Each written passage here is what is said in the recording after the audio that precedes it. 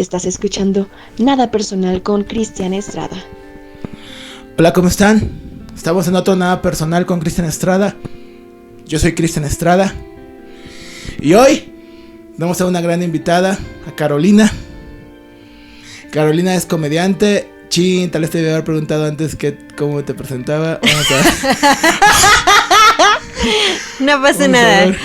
Soy comediante, historiadora, tarotista, y muchas cosas más. Historiadora, wow.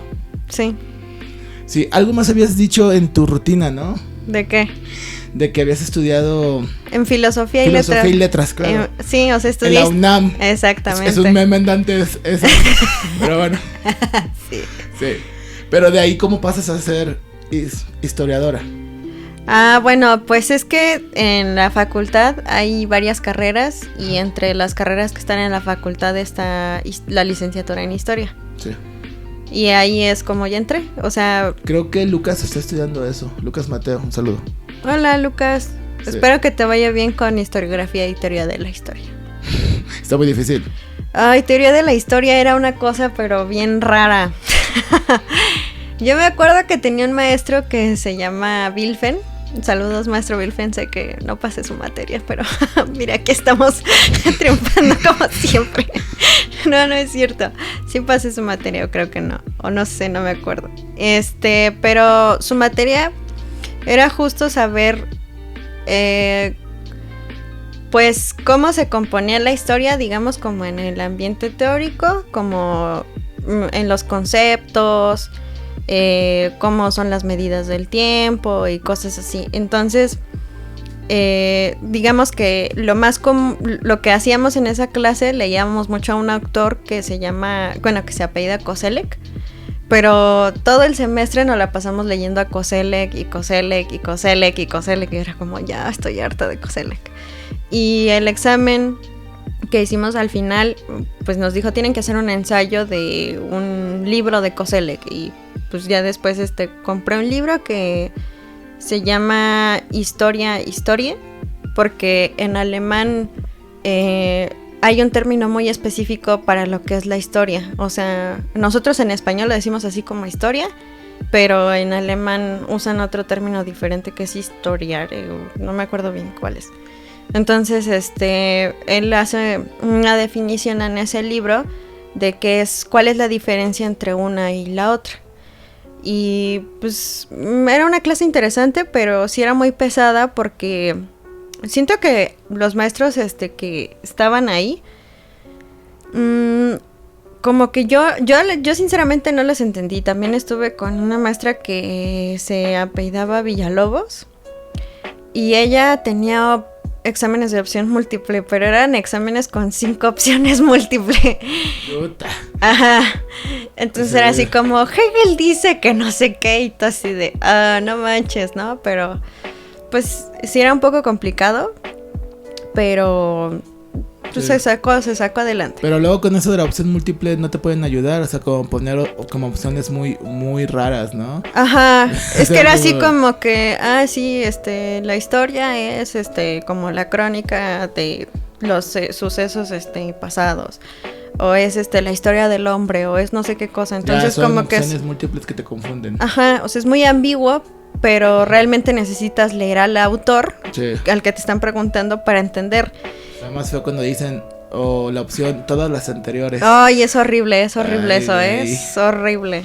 Sí, ya no hagan exámenes así, sepan. O sea, sí, pero no manchen. O sea, sí, pero no. Y al mismo tiempo estabas en lo otro, en lo de filosofía y letras. No, o sea, filosofía y letras es la facultad. Ah, ok. Ajá. Es que yo siempre pienso cuando dicen estudió filosofía y letras es una carrera. No, qué bueno que tocaste ese tema. Ya. Porque creo que es muy importante como que hacer esa diferencia. Filosofía es pues digamos cómo nosotros concebimos el mundo, cómo pensamos como ciertas cosas, para nosotros qué significa tal vez la felicidad, el mundo. Y en cambio las letras pues son más como el estudio de, por ejemplo, la palabra almohada, viene del árabe, ¿no? Entonces, cuando llegan los árabes a Castilla, por el siglo XI más o menos, creo que un poquito antes, bueno, ahí corríjanme la fecha si quieren, pero... Corrigen las fechas a la historiadora. Ay, bueno, pues no tengo buena memoria. Oye, ¿qué tan cierto es esa onda del estereotipo de los que estudian filosofía y letras? De hecho, en mi rutina hablo de eso porque es muy chistoso cómo encuentras a muchos personajes como interesantes. O sea, a mí me tocaba ver mucho cuando eran clases, por ejemplo, de teoría económica o por ese estilo, o teoría social, eran como muchos que eran rojillos, así como Carlos Marx, Engels, y todo eso. Y había otros que más se iban por el anarquismo. Y digamos como que ellos en algunas clases sí participaban mucho, o se iban a los cubículos y hacían sus clubes de lecturas, o hacían como sus exposiciones y todo. Pero creo que la mayoría de los que abundan ahí en la facultad creo que son mamones. Mamones. Saludos. Oye, pero ¿qué te iba a decir? ¿Es cierto ese pedo de que hay raza de que 10 años allí haciéndose güeyes? Ay, mira, pues yo no tengo nada que decir. No es tanto que te hagas güey, porque hay... Es que una carrera así, tanto, una década ahí. ¿Pero cómo le dicen a ellos? Como dinosaurios o algo así. Ah, los fósiles. Fósiles. No, o sea, sí hay gente que dura mucho tiempo en la carrera, pero es porque hay veces circunstancias en su vida que no le permiten como terminar su estudio. La flojera. No, o sea, por ejemplo... No, ya sé. Tengo una amiga que tiene ella ansiedad social. A la madre. Entonces, y tiene agorafobia también. Entonces, para ella le costó como 2 años el ir a la facultad por ese problema psiquiátrico. Yo decía a esta gente que sí va a las clases o va a la facultad, pero pues no entra. No entra o no pasa las materias, no sé. Es que depende, porque yo me acuerdo que en primer semestre es como el primer filtro que tiene la carrera, de ver quién sí le interesa y a quién no. Entonces, en la carrera, por ejemplo, en el primer semestre te enseñan iniciación a la investigación histórica, que es cómo tienes que hacer investigaciones, a qué archivos tienes que ir, cuáles son los que hay aquí en la Ciudad de México, las bibliotecas. La biblioteca de UNAM. Porque ese es otro estereotipo, que fuman un chingo. O sea, sí hay gente que fuma un chingo. Sí hay gente que fuma un chingo y que se va bien pinche pasada ácidos, a la clase. Ajos. Uy, si te contara. Pues cuéntalo, Caro. Es que yo no viví esa experiencia. Los que vivieron esa experiencia fueron amigos míos, yo no. Pero también es un gran estereotipo que se la pasan drogados un chingo de tiempo.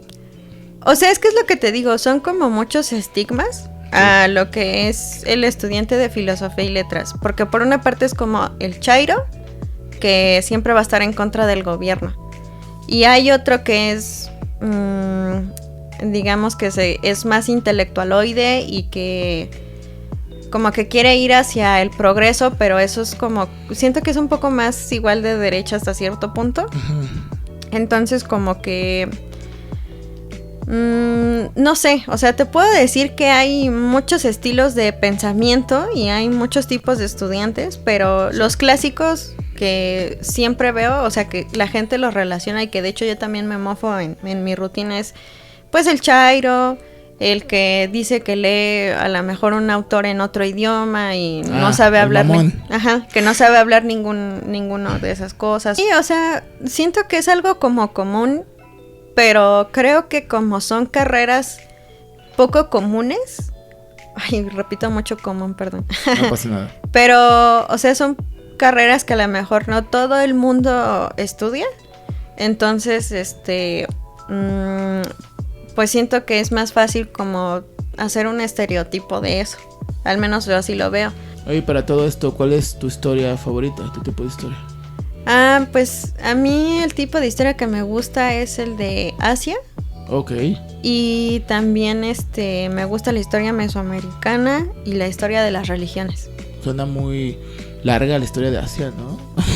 Pues es bastante interesante, ¿sabes? Porque, por ejemplo, dentro de cómo nos enseñan a nosotros la historia en la primaria o en la preparatoria o en la secundaria, solamente llegas a ver muy pocas cosas de Asia. O sea, casi no hay mucho. O sea, yo por ejemplo me acuerdo que en quinto de primaria lo que yo leí fue de Mesopotamia, de cómo se construyó, ¿no?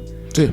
Y de ahí en fuera ya no había nada más. Entonces siempre es como muy de Estados Unidos o muy de Europa. También o sea, nos enseñan México un poquito. O sea, sí, pero a lo que yo me refiero es que no ven más allá de Estados Unidos y Europa. Sí. Es como historia mundial y solamente es historia mundial de las potencias, sí, ¿no? Es que la Primera y Segunda Guerra Mundial, grandes temas.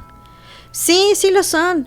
Pero también, por ejemplo, en la Primera Guerra Mundial, de hecho, por ejemplo, Japón ayudó también a la Entente, pero no le reconocieron su ayuda ni le dieron nada, y eso es algo que muy poco se habla en la historia. O sea, como en el común, o sea, como la gente en el pópulo, sí, pues es como pocas cosas que se conocen. O sea, por ejemplo, varios países de Asia se empezaron a independizar en el siglo XX. Entonces, realmente la historia de Asia ha sido muy relegada por los historiadores. Primero porque pues las traducciones que se hacen, por ejemplo, del japonés al español, pues son muy pocas. Hay muy pocos, hay muy pocos mangas. Sí, hay muy poquitos, y los únicos que hay luego están bien feitos. No es cierto. O sí es cierto, no lo sé. ¿Y eres mucho de eso también? De la cultura del anime y todo eso. Porque ahorita que dijiste historia de Asia, pensé, le ha de gustar Samurai X, esas ondas o algo así, no sé. Pues sí, o sea, sí me gusta el anime. De hecho, yo me acuerdo que el maestro de historia de Japón nos dijo, no, pues aquí no van a ver cosas de anime, ni piensen que van a ver Naruto. O sea, olvídense de eso, ¿no?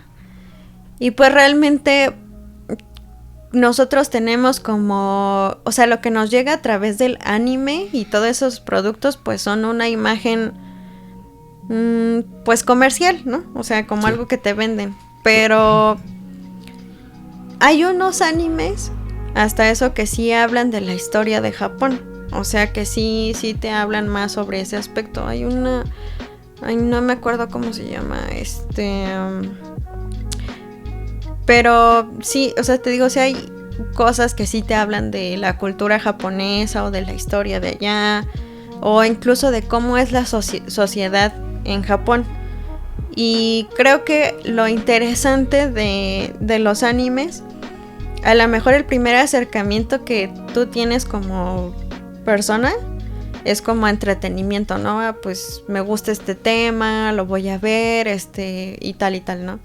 Y tiene una trama, pero lo interesante es como el que narra la historia y también el artista que dibuja, Sí, el mangaka o eso. ¿Cómo sí, es mangaka. Sí. O sea, los que dibujan, pues también te están diciendo como cositas de cómo se perciben los japoneses, o por qué tienen como ciertos aspectos o cosas así. O sea, por ejemplo, a mí, ¿has visto la del viaje de Chihiro, la película? Sí, algunos clips, pero sí. Ah, bueno, pues por ejemplo en esa película retratan mucho, pues justo de la historia de las religiones en Japón. Y es más como del shintoísmo y todo eso. Esa parte que me contaste que también te gusta la historia de las religiones, es de todo el mundo. Sí. Sí.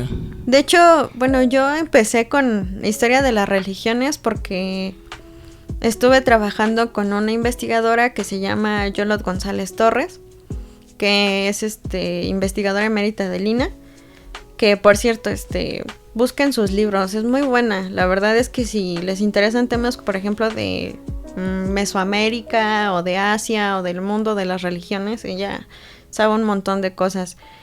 Y también sigan a la página de la Sociedad Mexicana para el Estudio de las Religiones en Facebook. Tienen contenido muy chido ahí de historia de las religiones. Y también hacen conferencias todos los miércoles de algún tema sobre a lo mejor los dioses cornudos en tal lugar de Europa o algo así, ¿no?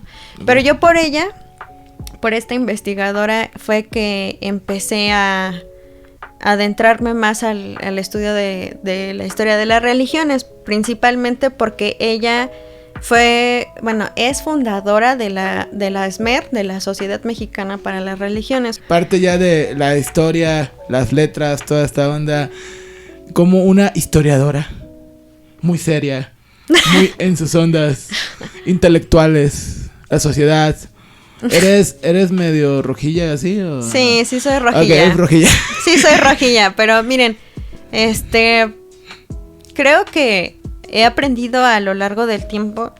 Sobre todo, yo me acuerdo que yo he convivido con gente que tiene todo tipo de pensamientos. Entonces, sí, creo que lo único que yo vería así como algo feo son los extremistas, porque esos sí creo que muchas veces no dan una opción no dan una respuesta muy clara a algo. Eso todo es todo o nada. Es malo ser así también, porque luego algunos de ellos acaban siendo terroristas también.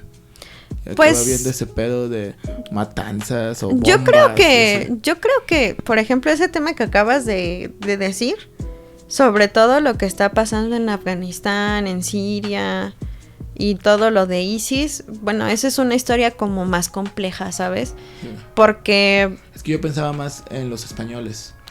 En la parte como de los catalanes o de estos güeyes de que... ok, sí. O sea, como por ejemplo cuando entraron al Capitolio con Trump. Esa es otra también. Ajá, o sea, pues sí, ese tipo de personas, digamos que...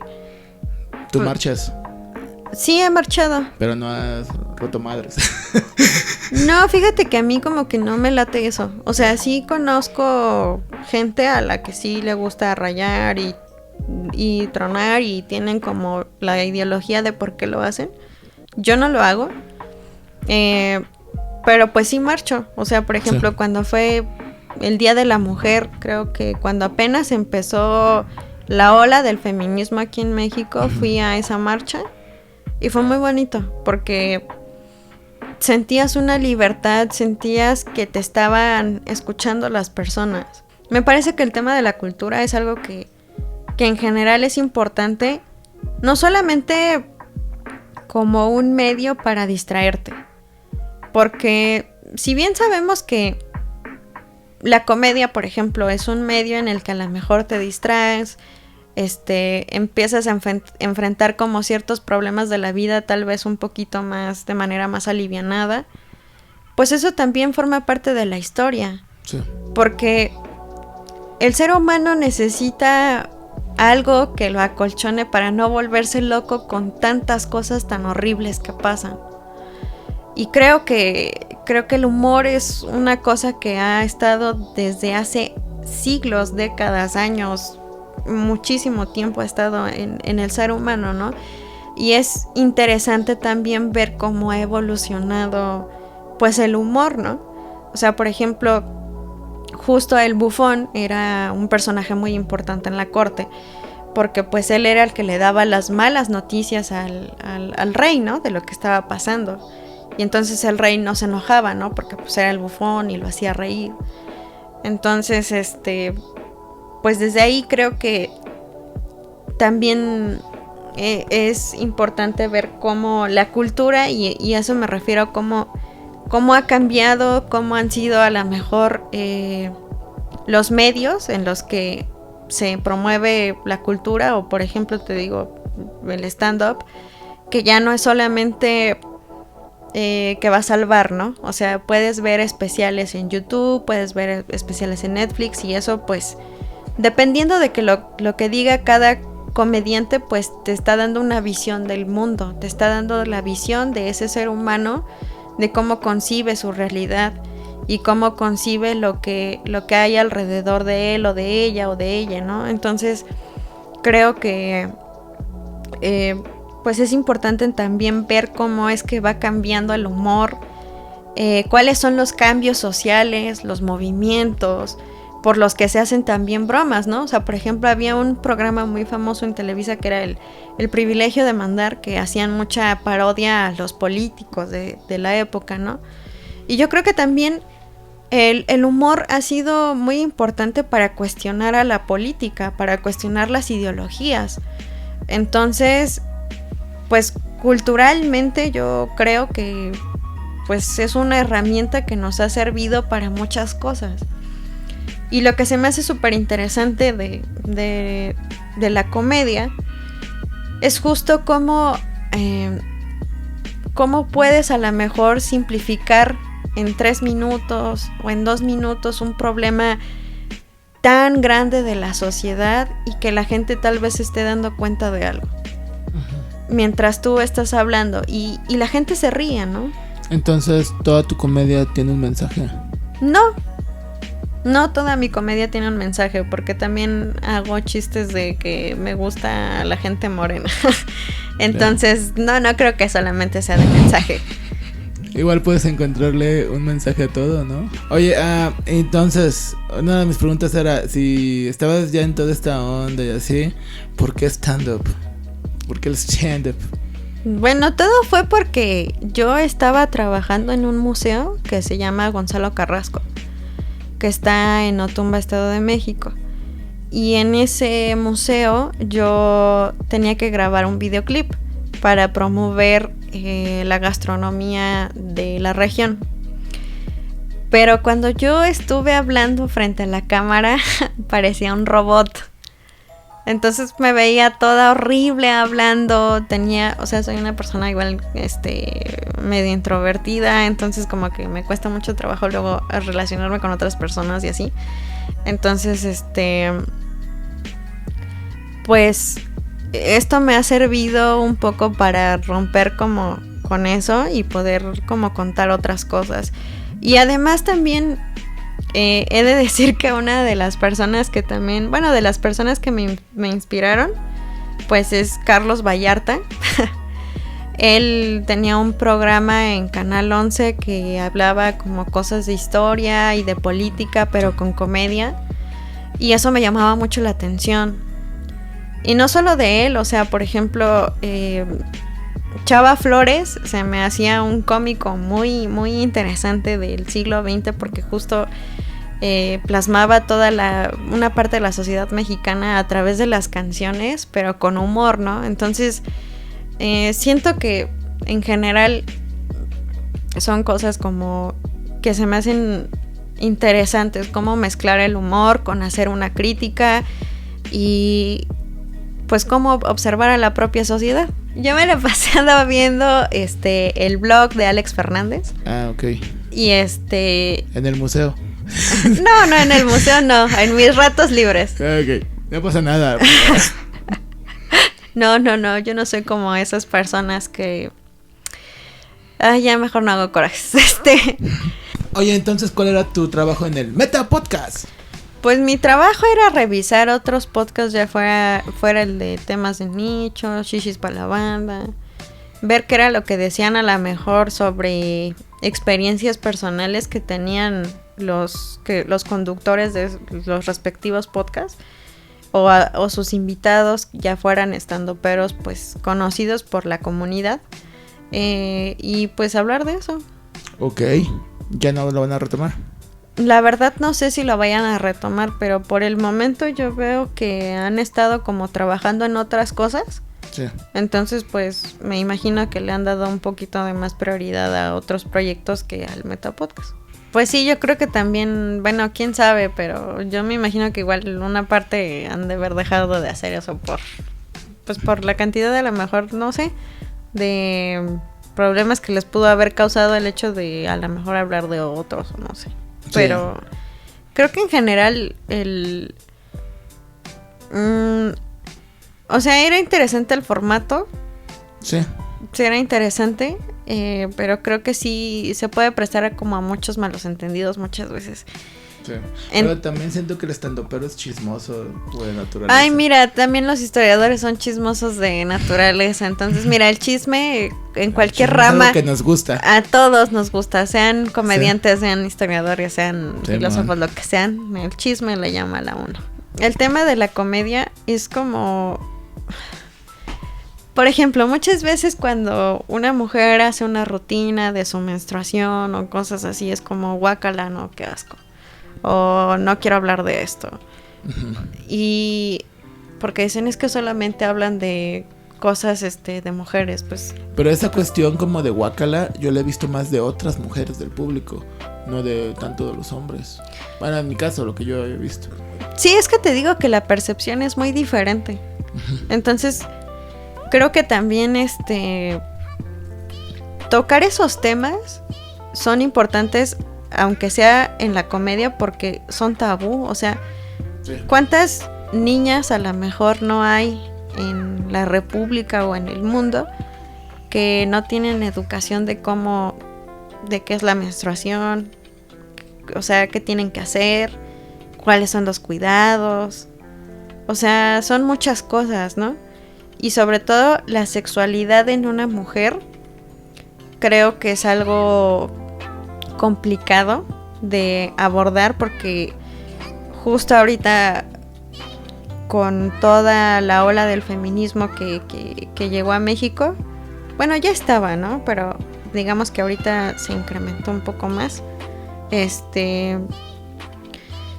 Pues el hecho de que a lo mejor una mujer tenga una vida sexual activa, o que tenga diferentes parejas sexuales, o que a lo mejor se vista de cierta manera, o hable con groserías, o cosas así. Ese es un medio por el cual siento que las mujeres pues tenemos esa libertad de expresarnos a través de este arte, porque pues la comedia también es un arte, ¿no? Entonces es un medio como para irrumpir y decir, nosotros también tenemos esto, nosotros también sentimos esto, no solamente tú, hombre, eres el único que le pasan estas cosas, ¿no? Nosotros pensamos esto. Entonces, pues a mí se me hace como súper interesante justo que sí haya más diversidad. Tal vez creo que lo poco que he visto de la comedia es que también hay muchas ideas muy, muy extremas a veces en cuanto a cómo tienen que actuar respecto a ciertas situaciones o con ciertos comentarios. Entonces, pues no sé, yo creo que no hay un diálogo. Yo creo que más bien es que no hay un diálogo porque cada quien tiene una forma de pensar y no se aproxima a escuchar al otro, ¿no? Pero es que justo es eso, lo que estábamos platicando anteriormente. O sea, cuando ya atenta a los derechos humanos de alguien, pues ya es una cosa seria, ¿no?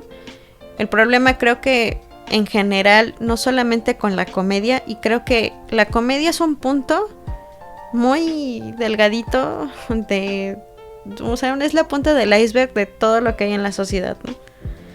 Entonces, si nosotros estamos tocando estos temas a lo mejor en la comedia, pues le pueden servir tal vez a alguien para preguntarse o cuestionarse o pensar o reírse o decir, pues sí, esto, ¿no?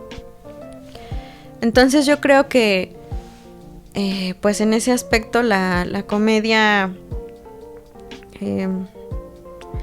es que no sé cómo definirlo, pero pues sí es pues sí es transgresora. O sea, es transgresora en el aspecto de que las mujeres podemos hablar de nuestra perspectiva, de cómo vemos el mundo, y justo es esto, lo que estaba diciendo anteriormente. Las mujeres hemos sido borradas a lo largo de la historia por muchos años.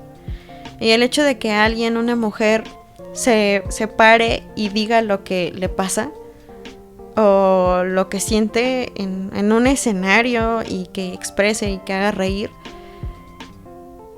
pues ya no solamente tú te puedes ver reflejada en la televisión, en el internet,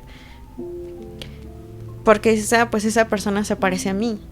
Y sobre todo esa diversidad, no solo en cuanto solo que sea mujer, ¿no? O sea, que sea una mujer bisexual, que sea una mujer lesbiana, que sea una persona no binaria. Todo eso va haciendo que una persona que sea externa al medio se sienta identificado y que pueda decir, entonces lo que yo soy o lo que yo pienso, pues, o sea, no es como una tontería, ¿no? O sea, hay gente que sí está haciendo esto. Y yo creo que la diversidad es importante como no solamente en la comedia, sino en todo. Creo que es importante porque, bueno, por ejemplo, yo tengo una amiga que ella me decía que todo el tiempo le decían, no, es que tú eres china, que japonesa, que asiática, que no sé qué.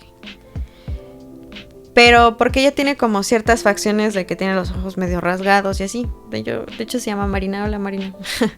Entonces, ella me ha platicado experiencias que ha tenido a lo largo de su vida en la que la confunden con asiática. Entonces, pues tanto fue como que le estuvieron diciendo que era de allá, que ella se puso a investigar mucho de cómo eran las personas, la sociedad, su historia de ese país, o sea, de diferentes países de Asia. Y como ella no veía a alguien igual a lo mejor en la televisión que se pareciera a ella en una muñeca o algo así, es como, entonces, pues yo estoy mal, ¿no? Y yo creo que no solamente a ella le ha pasado, yo creo que a todos nos ha pasado, que no nos hemos visto reflejados en los medios. O sea, ¿cuánta gente vemos en los comerciales, pues que son delgados, ¿no? Sí. Y es justo la población de México, aquí no todo el mundo es delgado.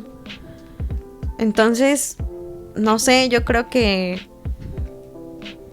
pues sí se tiene que escuchar a diversos discursos, porque entendamos que la humanidad no es solo una visión, o sea, son muchas visiones de una cosa. O sea, es como, por ejemplo, yo estoy viendo este micrófono muy cerca, pero tú lo ves un poco más lejos. Entonces, lo que yo puedo decir es que, pues tiene una pelucita aquí. Tú dices, no tiene nada, ¿no? Entonces... Igual sí. Pero es eso, o sea, la visión que cada una persona tiene sobre la comedia es interesante. Y hay que abrir esos espacios para escuchar esas voces y ver qué es lo que tienen que decir desde su respectivo lugar. Hay veces en que va a haber gente que no tenga nada bueno que decir. No importa si es LGBT, sí, no importa si es una persona que no tiene realmente algo bueno que decir, pues entonces se va a notar, ¿no? Es que luego también veo gente un poco extremista en la comedia, lo que me ha tocado, que a veces solo sienten que cierta tipo de personas pues es como más graciosa, o solo es la gente que tiene como más valor en la comedia. Yo creo que también esa es una forma de invalidar otras voces. Sí. Porque cada quien tiene el derecho de expresarse como quiera y de hablar de lo que se le dé la gana. Pero hay que no perder de vista esto. Cuando tú ya estás lastimando a una persona, o sea, cuando esa persona ya no le da risa, sino se siente lastimado por ese comentario, entonces ya no es chistoso. Sí. Independientemente si es hombre, si es mujer, si es LGBT, lo que sea. Pero creo que es más una cuestión de, lejos de ver si tenemos privilegios o no, es decir, somos seres humanos todos y todos merecemos respeto y todos merecemos que nos traten de cierta manera, ¿no? Entonces, creo que más bien es el sentido de ser como empático, de ver al otro como tu igual, no tanto lo que sea. O sea, sí es importante escuchar a la gente LGBT que tiene cosas que decir de la comunidad, y que a lo mejor hay un chavito de 12 años que está confundido porque cree que ser gay está mal, porque en el medio en el que vive está mal. Entonces cuando ve a alguien que está hablando de que es LGBT, esa persona no se siente sola, ¿sabes? O por ejemplo, un hombre que tal vez que a lo mejor no tiene las características de mamado, bronceado, y que ves que está hablando de cosas que le pasan, te sientes identificado con eso, porque dices, eso yo lo he vivido, es mi realidad. Sí. Y yo creo que el stand-up va más en conectar con el público de esa manera, como a mí también me ha pasado. Independientemente de lo que sea, pues a mí yo concuerdo con eso porque me ha pasado, porque es algo que he vivido, ¿no? Sí, hay una empatía. ¿Crees que también eso mide, bueno, que no medir, ¿cuál es la otra palabra que busco? Eso ayuda al éxito de ciertos comediantes porque abordan temas que son más globales para la gente. Sí, no, bueno, es una idea que traigo. Pues como por que ejemplo, sí. de hecho, platicando con Mosco y con Javi, o sea, Mosco, él dice, no, pues yo realmente voy a hablar de lo que yo quiero, ¿no? Yo no voy a hacer la misma comedia que Alex Fernández. O sea, Alex Fernández a lo mejor te habla de que va al súper y que se encontró tal cosa, ¿no? Pero, insisto, yo creo que puedes hablar de cualquier cosa siempre y cuando tú también entiendas que le estás hablando a otras personas. Sí. O Lalo Elizarrarás, o sea, Lalo Elizarrarás es una persona súper auténtica, Sí. que aparte yo admiro un montón, o sea, lo admiro demasiado. Para mí, de hecho, todo, la pandemia y demás, sus videos y todo eso me alivianaron buen, porque también la gente se siente conectada con él por el estilo de vida que tiene, por el que tuvo, por cómo habla. Simón, el tianguis, toda esa cuestión, el metro, todo eso de lo que dice. Sí. Pero no es fuerte. porque Lalo Elizarrarás eligiera ser así, o sea, él simplemente, o sea, porque él se fabricara esa imagen, Oye, sino él es así. Estaría muy turbio que sí, ¿no? Imagínate que en realidad hable diferente y todo y diga, bueno, que ya apagamos las cámaras, ya me voy. O sea, madres. Adiós, sí, vástagos. Sí. Creo que se nos olvida muchas veces, o al menos, no sé, a lo mejor a mí, que el hecho de que sean gente que tú admiras, pues son también personas que también tienen problemas, que también tienen cosas, que tienen mucho en su cabeza y no sabemos qué es lo que está pasando pues con ellos, ¿no? Entonces creo que para mí el hecho de que tú seas auténtico o auténtica o auténtique, o sea, pues te va a facilitar muchas cosas.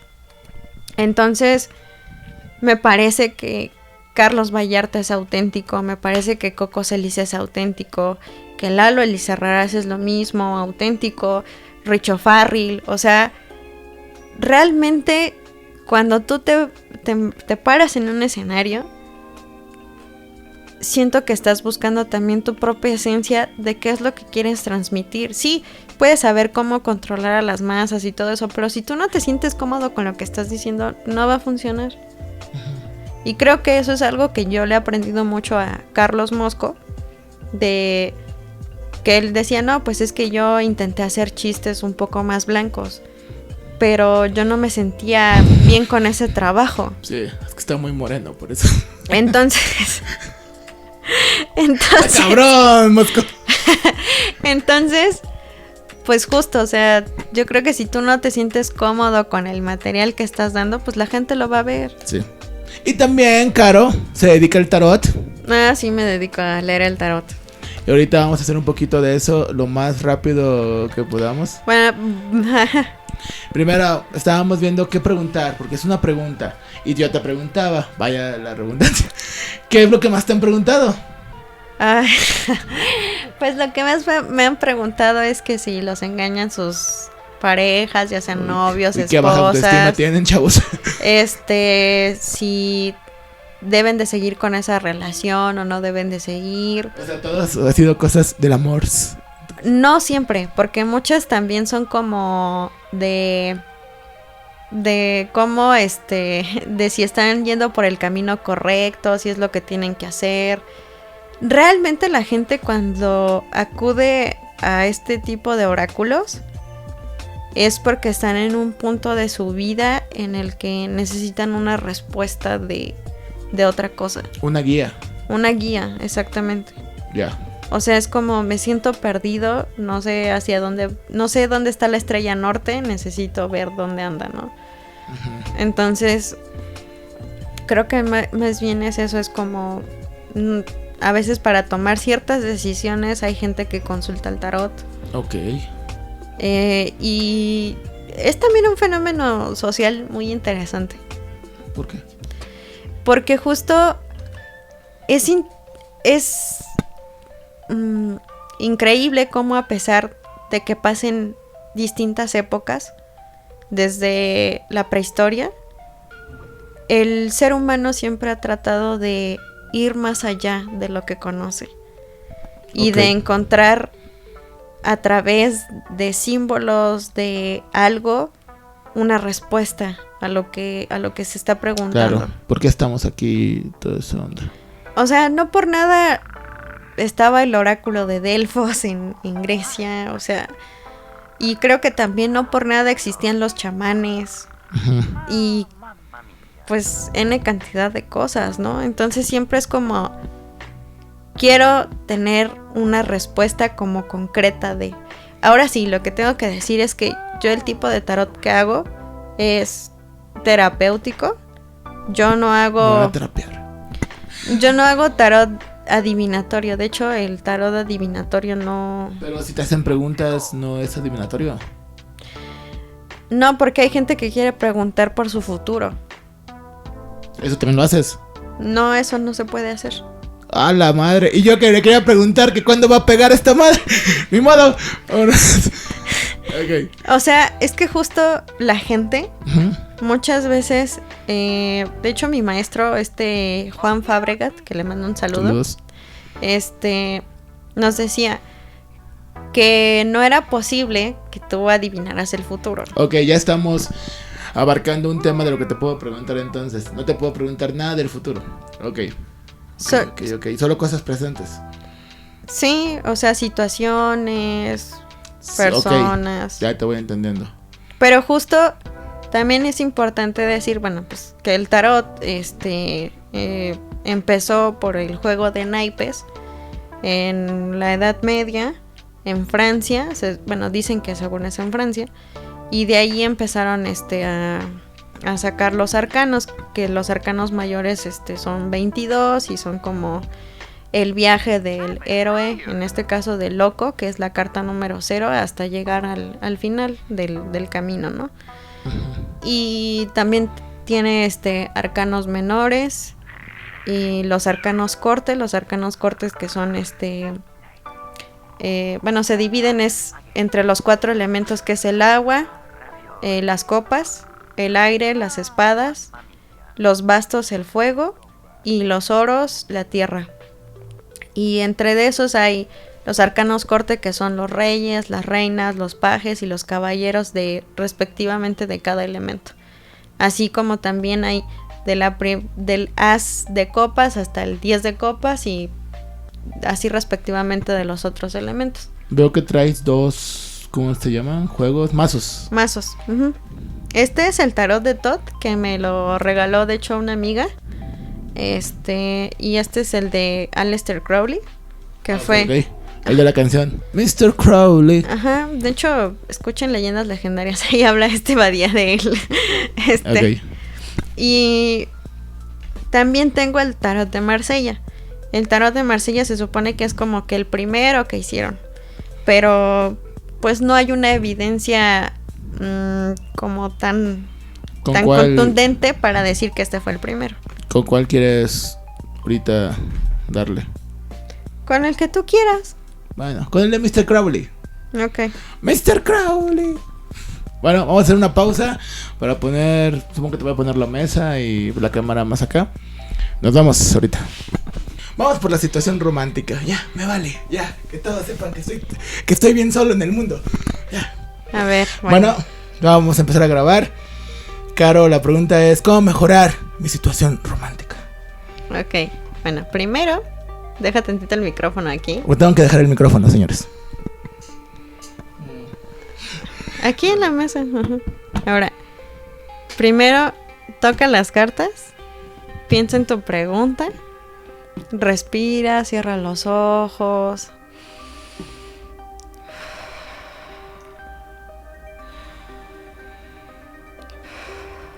Cuando te sientas listo, abres los ojos. ¿Ya? Bueno, ahora, primero vas a mezclar los arcanos mayores y mientras los estás mezclando como tú quieras, vas haciendo la pregunta. En mi cerebro, pensándolo o así. Piénsalo, siéntelo, tú. Va a haber muchos cortes en este programa. Pobre Elena, lo siento.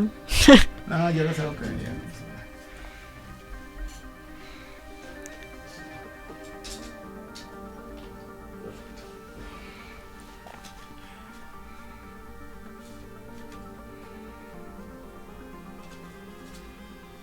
Ya. Ahora estos.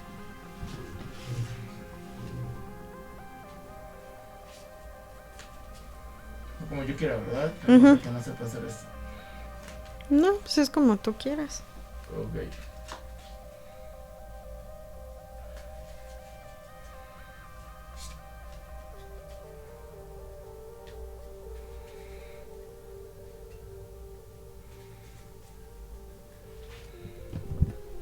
¿Listo? Ok, bueno, entonces vas a hacer lo siguiente. Vas a hacer ¿Puedo hacer con una la mano? forma de cruz. Ok. Bueno, primero te voy a poner así las cartas, perdón. Escoge 5 De estos. con Con cualquier mano. la izquierda. Estaba Ponla pensando, ¿cuál es mi izquierda, señor? Aquí, luego acá. Aquí. Ok, una forma de cruz. Ajá. Pero 5. Ujú. ¿Cómo fregados haces una cruz con 5? Ajá, aquí. Ok. Y otra arriba. Aquí arriba. Y otra te falta aquí. Ok. Sí, más o menos es una cruz. Ok, ya entendí. Va. Ahora vas a hacer lo mismo pero con estas cartas. Y también otra forma de cruz. No, la misma, o sea, las vas sobreponiendo. Ok.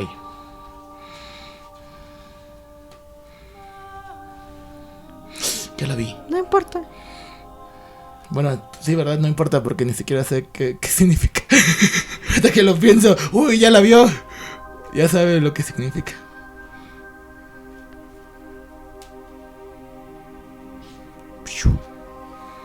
¿Listo? Sí.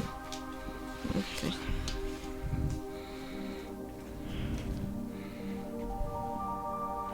Ok, bueno. Te voy a explicar muy brevemente. Sí. Tenemos las 5 principales casas del zodiaco, que es la casa de Aries, que es el momento presente, y el carácter del consultante. Ok. La casa de Cáncer, que son los sentimientos y emociones. La casa de Libra, que son tu comunicación con los demás. ¿Sabes lo que estoy pensando ahorita? Sí, en Caballeros del Zodiaco. Sí. Soy un idiota. Muy simple. Y aquí es la casa de Capricornio. ¿Qué estás haciendo para lograr tus objetivos? Y esta es tu carta consejo. Ok. Entonces, Una vamos. carta consejo, ¿qué onda? Es como un comodín. No, el tarot te va a dar un consejo. Ok. Entonces tienes el 10 de oros y tienes a la suma sacerdotisa. Wow. ¿Eso es bueno? Sí. De hecho, el 10 de oros es una de las cartas más chidas de todo el tarot porque pues justo representa como que tienes esta abundancia, estás en un momento muy muy bueno, como que te sientes bien tú, estás como... Sí, yo siempre me siento bien. Pero, o sea, realmente tienes una situación como en la que tú te sientes como bien contigo mismo. Siento que hay que quererte a ti mismo primero, ¿no? Antes de querer a la gente. O sea, como que sí estás muy conectado con tu lado espiritual y también como con tu lado emocional. O sea, como que tú te sientes bien. O sea, en resumen es como te sientes muy bien. Ok. Luego, pero bueno, o sea, como en este presente es esto, ¿no? Sí. Oh, esas se ven bien chidas. Eso está bien padre. Y tienes en Cáncer a la justicia y tienes al caballero de espadas. Bueno, la justicia de lo que nos habla es que a lo mejor tal vez estás cuestionándote si lo que sientes o lo que haces es como lo correcto o no. Y estás como que en constante pensamiento de si será bueno hacer esto, o no, o le hablo o no le hablo a fulanita o sutanita. Y como que pues te llena de esa inseguridad porque pues justo si tú ves este caballero, bueno, o sea, para ti está al derecho, pero para mí está al revés. Sí, claro. Está invertido. Entonces, también eso tiene que ver, como salga ahorita. Sí. Madres. Entonces, como está invertido, bueno, está así. Bueno, está así.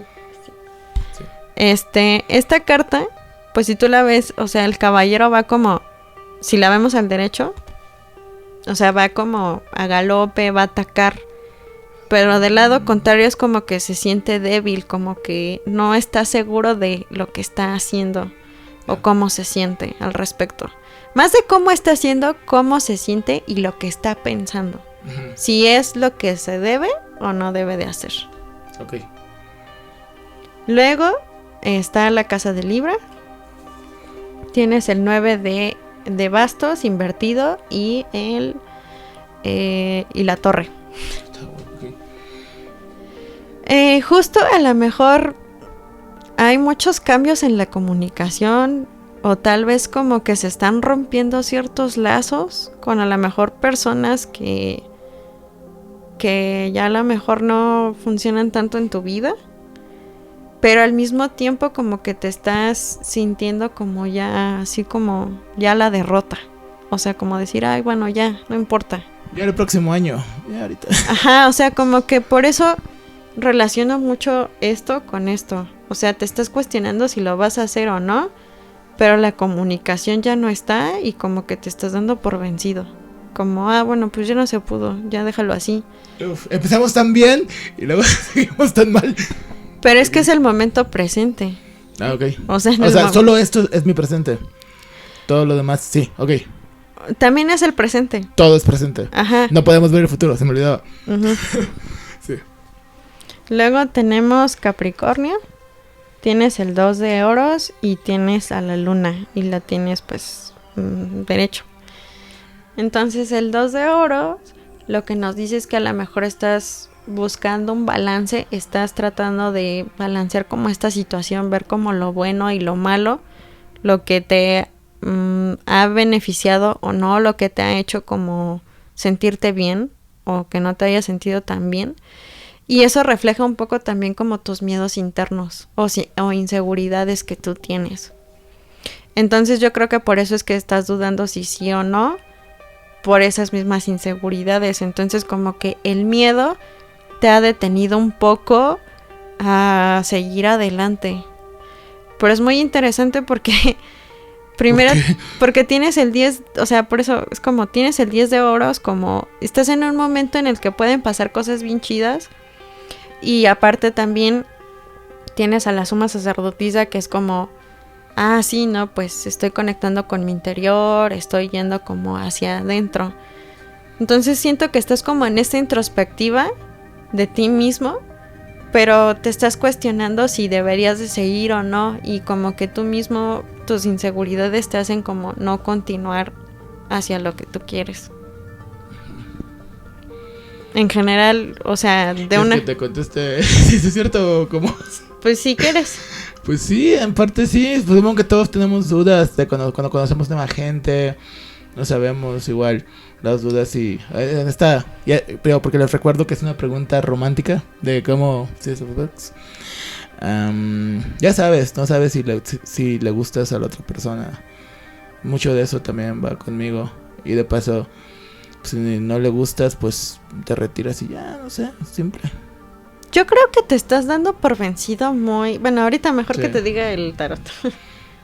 Tienes el 9 de espadas y tienes el... ¿Cómo se llama?